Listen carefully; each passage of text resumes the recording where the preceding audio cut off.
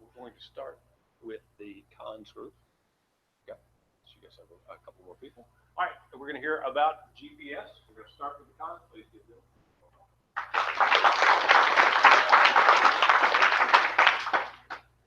We were chosen to present the cons for GPS. Hi, I'm Logan Milburn. I'm Taylor Mary. I'm Lauren Shelton. I'm Lizzie Mary.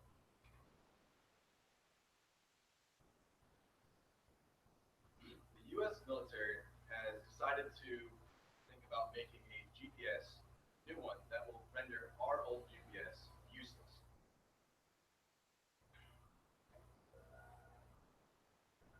They wanted to know the pros and cons of our old GPS and what it would be to keep it. So for our cons, we decided on that it was unreliable, distracting for drivers, against the Fourth Amendment for privacy, and it can enable self-control. Okay, so I'm Lauren Joyner because Jackson Rain names Deloach and we had the pros of GPS. So GPS was originally thought of in Russia during the Cold War, but the United States ended up taking that idea from Russia and we invented it before they had a chance to. So if the government were to cut off access to GPS for the United States citizens, that could actually do more harm than good because it is actually less distracting than having like a roadmap, and it's useful for the military and it is helpful for navigation. GPS works by using the 23 satellite system, which uses triangulation to find out your exact location.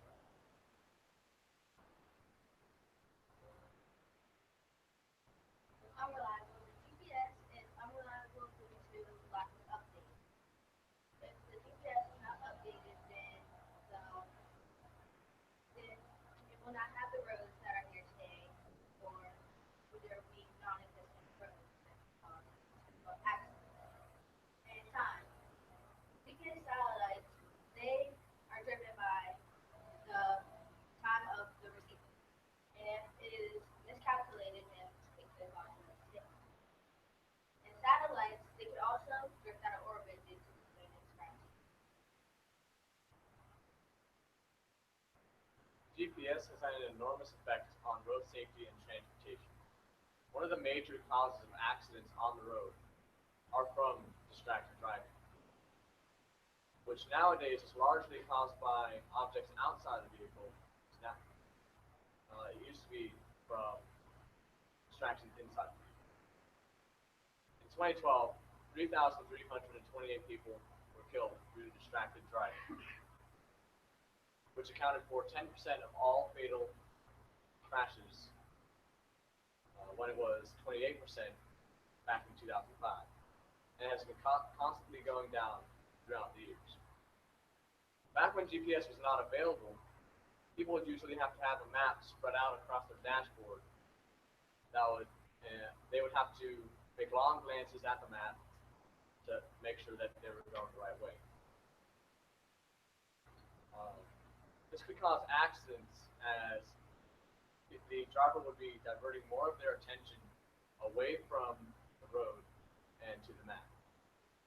And reaction time when driving is extremely important because conditions while you're driving can change within your reaction time, which is about 1 to 2 seconds. Using a map can dramatically increase your reaction time by doubling it, if not tripling it.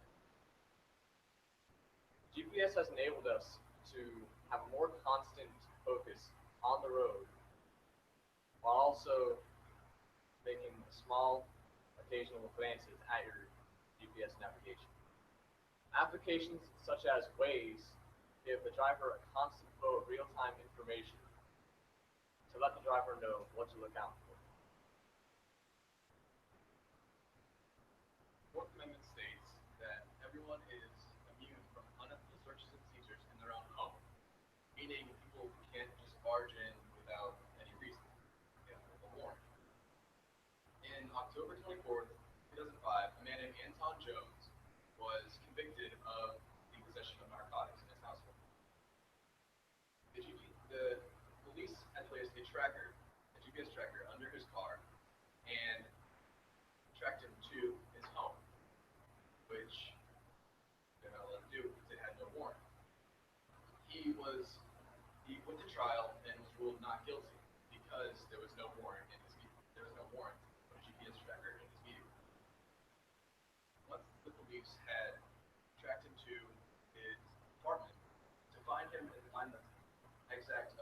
number that was in, they use a method called Stingray.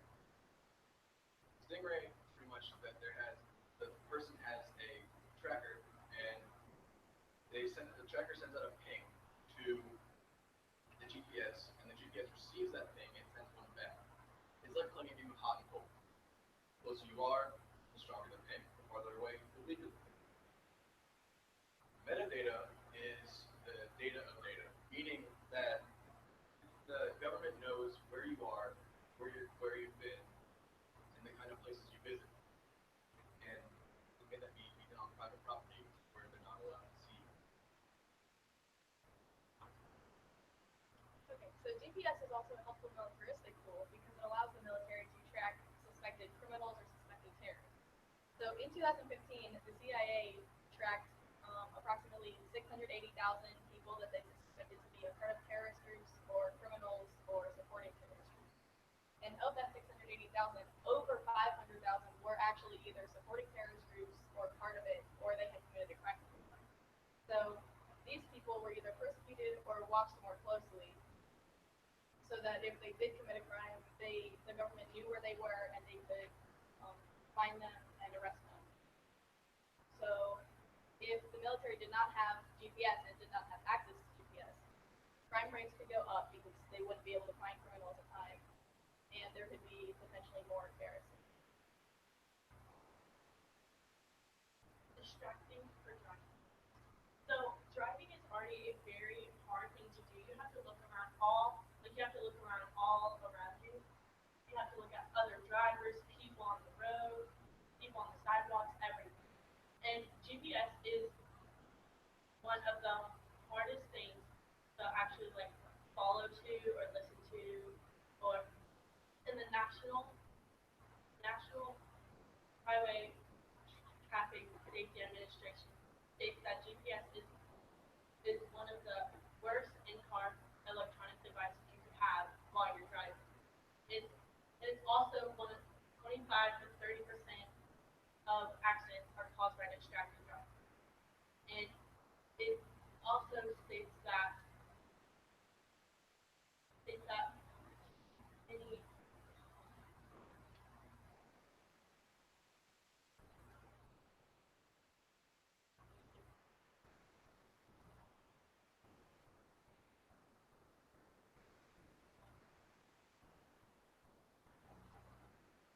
that any car accidents are caused.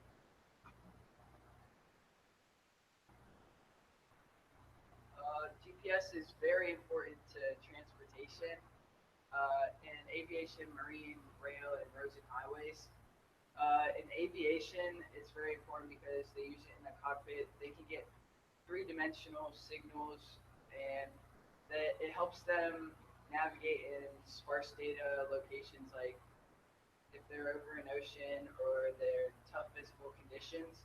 It can also benefit them when they're landing if it's hard to see, and it helps the airports keep track of all the airplanes coming in. And marine, they use it for port trading. A company in China implemented GPS into their company, and they said they received a 4 to 8% decrease in cost, and a 5 to 10% increase in efficiency. And it's used in rail to prevent from sudden work incursions on the tracks, or to warn the engineers of tough corners, which can cause derailments. And the last, roads and highways, it's estimated that we lose $1 billion annually in congestion and traffic, and it can prevent from this by warning the driver. And also, it's used in vehicle trafficking, so companies can keep track of their vehicles. So in 2013, a woman in the state started getting harassed. She was getting threatening phone calls, scratches on her vehicles, nails and screws were laid out in her driveway, and someone was taking pictures of her in her own bedroom. The cause was a hidden GPS tracking device, the undercarriage. Unfortunately, it's pretty common. 3.4 million cases of stalking are reported each year. 1 in 13 of these cases are used with electronics such as GPS. And even worse is very easily accessible. You can go to an electronics and buy it. It's really that simple. Some are as cheap as 50 cents a day. That's a small price to pay for all the information stalkers are able to obtain. So in conclusion, we believe that the government should not ban GPS because it prevents distracted driving. It is a very helpful militaristic tool. It's very beneficial to the economy and transportation. GPS is an unreliable source of technology and is against our Fourth Amendment, stating that we are safe from unethical searches and seizures within our home or property and without a warrant. And it is distracting for drivers on accidents and enables stalking. Because of these points, we have decided that death should not be allowed.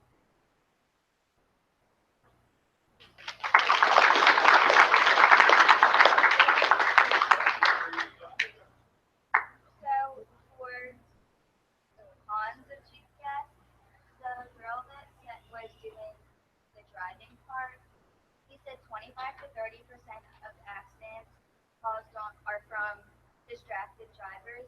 How much of that is actually from GPS? Because there's so many other reasons you can be distracted. Well, texting and driving is a big problem, and GPS is actually higher than that.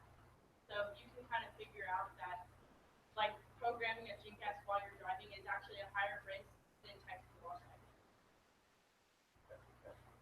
You had said, this for the cons. You had said that distractions were started out. There's more outside the car, or no, there's more inside, and now there's more outside the car now. Okay. Then I'm just a question about that. You're saying there's more distractions now outside? Does that mean that I'm just kind of confused because there's now like phones and other things inside the car. How does that work? That there's now more distractions outside? Well, it used to shift from inside to outside because you usually have that map, and that map was a really big part because it's it's a lot harder to follow a map than it is GPS because GPS tells you where to go. So things outside the car like a work zone or a someone crossing the road, that would distract you more than where you're actually looking at like GPS or book. And GPS can use it's voice enabled, so like it'll tell you where to go, and all you have to do is set it up once before you leave or even start driving, and it can be voice to tell you where to go. We're talking about the stalking. Would it be safe to say that it has technology goes in? Well, it enables it. If you didn't have these technologies such as GPS, it would be a lot harder to stalk.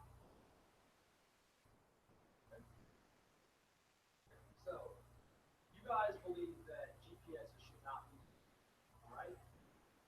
So, if the GPS, I'm just gonna just put a brief time out because everybody's been assigned to the topic here. I don't know about believe so much as supporting a no, I was specific. asking if that was what they want. Like, that was their presentation, was to that solution. Their presentation was one of the comments. That's just clarification. Yeah. Question in relation to that? Sorry. Yeah, so what I was going to say is, if you guys believe the GPS are distracting, if we went back to maps, like paper maps, you would have to look for those more than the GPS, which tells you out loud when to turn and other directions like that. So with using other things other than GPS because they are distracted, wouldn't that cause more accidents? Yes, usually you would have a passenger if you're going to go on a road trip, and you could have a passenger, or you could have it mapped out before you start driving as well.